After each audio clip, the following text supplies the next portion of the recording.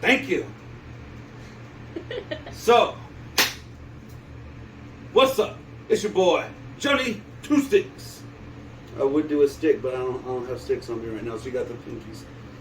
So, what we're going to do today is I'm going to show you some of the stretches that I do because I'm a big boy and I need to make sure that I am limber when I am behind this thing. So, I'm going to show you how I stretch to be limber, and to help me out today, I'm going to have my kiddos with me. I've got my youngest daughter. I'm going to call her 5B today. This is 5B, aka the Zoster.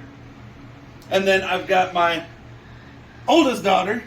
She's going to be 7B, aka the Faithster over here. So now that we've done the introductions, let's get to stretching. All right. So we're going to, because we don't have that big of a living room. I'm right Here. All right. So what we're going to pretty much do is we're going to do stretches just like if you were doing a sport like soccer, football, swimming, field hockey, tonsil hockey, whatever the fuck you want to do. This is how we're going to stretch to get it done. Okay? So you're going to shoot feet or legs shoulder width apart. That's too far. You're going to hurt yourself. You're going to break your hip. And what you want to do is we're going to be stretching out our lower back. I have a lot of back problems, so because I've got to carry this family. So to help with the back problems, you're going to slowly go down and put your hands in a diamond position and have your fingers touch and just count to 5. 1, 2, 3, 4, 6. All right. Now what we're going to do is we're going to do that same stretch with or without the laughing, and you're gonna go 1, 2, 3, 4, 5, 6. So it's gonna look like this. You're gonna slowly bend over because you don't want to go too fast, because then you'll be like, oh, my back! And you'll look like your grandpa. So you go 1, 2, 3, 1, 2, 3. Okay? Okay. Do it. 1, 2, 3. 1, 2, 3. All right, good job. And now, since we're still going to stick with the back, what I like to do, it's not really nothing too much. This motion, it helps with the rotation from going from left to right on the hip. So unless you're a freaking robot and you can just do everything like this, you've got to be able to make sure that you can rotate. So what I like to do, still, legs shoulder width apart, hands on your hips. You can either do hands on your hips or you can look like a cholo, and you don't overturn, but you just go. You're going to maybe make your elbow at a 90-degree angle, and then you come back, and you just kind of do that for like 15 seconds. You don't want to do it too fast because you don't want to overdo it, and you don't want to hurt your back. We got about 5 more seconds. 4, 3, 2, 1. I don't care about actual time. Watch the video. We can whatever. So that's pretty much it for the back. Now, because I use a lot of calf muscle, and if we can, let's get a close up of the calf muscle. You want to make sure that bad boy is stretched out so you don't cramp up. So what I like to do is I like to use my 5B here.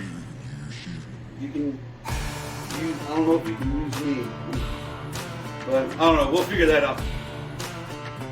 You put your foot out and you kind of toe tap like you're a ballerina.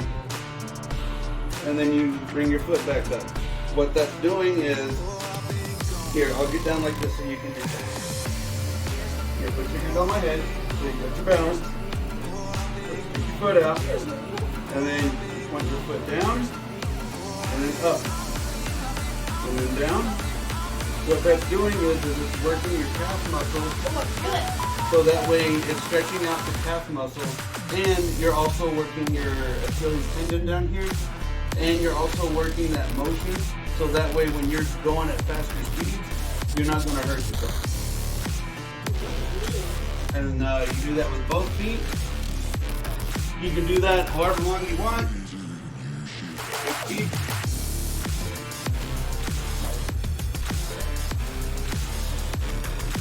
You can also do like 1, 2, and then switch feet. 1, 2.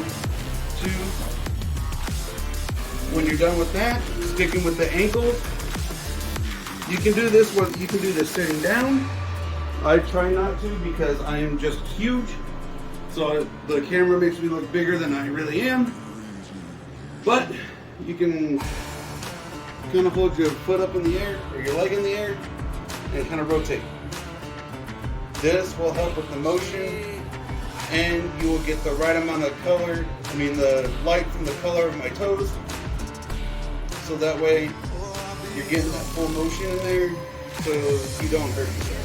And you want to make sure you do that with both ankles, because if you're a double pedal user like me, you need to make sure that both of your ankles are ready to rock and roll.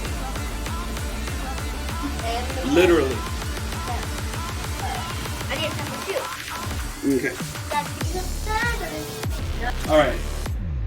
Last but not least, we got the meat and potatoes with our cat potatoes here. Just kidding, that's not his name. That's Batman, not potatoes. But what we're gonna do is now we're gonna stretch out the arm. So now that we're back, we're gonna do one more stretch here. I like to kind of alternate, or you can do whatever. We're gonna work our arms. So now that with our arms, we have our entire body stretched, so that way we don't hurt ourselves while we're rocking out on the kit. You can do the windmills. This kind of helps with the range of motion with your shoulder. You want to start, you can start off small, and then you can eventually work your way to get big, so you look like a nice little bird. And then you want to make sure that you're good both ways. So you want to go forward, and then you want to make sure you go backward. It's almost kind of looking like you're following like in Mortal Kombat. Wait, hold on. Yeah, you can do that. It's called the windmill. You can do that too. Another stretch that I like to do, you just take your arm across the chest, you put your thumb and wrist on your elbow, and you kind of bring your arm across, and you get that nice little stretch right in here with your tricep and your shoulder. Kind of stretch that muscle out back there, so that way you don't injure your shoulder, even though you probably will if you're going 9,000 BPMs. Huh? Yeah, that's part of the arms. That's part of the arm workout. So then when you get all of that nice and stretched out, you feel like your shoulders are nice and loose. As dumb as it sounds, because you also use your fingers and your wrist while drumming, you want to make sure, like if you have this works a lot better if you have a stress ball, or if I forgot what it's called, those little mechanical machine thingies that the people use for like stress, or like for grip strength. It's got 2 handles and it looks like a spring, and you can kind of squeeze like that. If you've got one of those, that'll work out really well. But if you don't, you just do like I do. Just open up your hand and close it. You want to make sure that you open up your hand as wide and stretch it out as much as you can to kind of get your fingers in that motion. So that way, when you're doing, forgot what type of technique it is. I'm self-taught, so I have no idea what these terms are. But for me, it's called the finger sticking, where you use your fingers while doing some of the rolls or some of the sticking patterns. You can use your fingers and stuff. Make sure your fingers are nice and limber. And then also with your wrist, you can you just kind of, just like you would with the ankle, you just kind of rotate them like that. So that way loosey goosey, baby. That's all I got to say about that. So now that that is all done, we are all stretched out.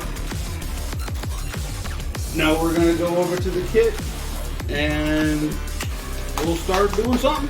I don't know what we're doing, but we're doing something. So stay tuned.